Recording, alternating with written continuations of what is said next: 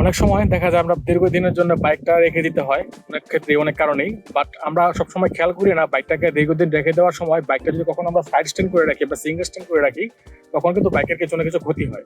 তো প্রথমে জেনে নেই বাইকের কি ক্ষতি হয়। সিঙ্গেল স্ট্যান্ড করে রাখলে বাইকের প্রথম যে ক্ষতিটা হয় সেটা হচ্ছে বাইকের যে তেজ থাকে তেজ অনেক সময় দেখা যায় বাঁকা হয়ে যেতে পারে। এক পাশে কাজ হয়ে থাকার কারণে তেজের অনেক জায়গায় জংকার ধরে যেতে পারে যদি পানি জমা থাকে বাইকের মধ্যে।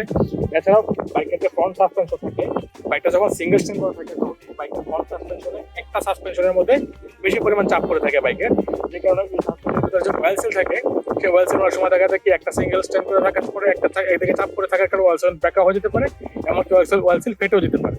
এছাড়াও বাইকের যদি কখনো ওয়াশ করে সিঙ্গেল স্ট্যান্ড করে রেখে দেন সেক্ষেত্রে দেখা যায় বাইকটা যদি এক দিকে কাত হয়ে থাকে সেক্ষেত্রে বাইকের যে সমস্ত পানি এবং বাইকের ফুয়েল ট্যাঙ্কের ভিতরে যে অয়েল থাকে সেটাও কিন্তু একদিকে কাত হয়ে থাকে এবং বাইকটা এক পাশে ঝংকার ধরে যাওয়ার সম্ভাবনা থাকতে পারে।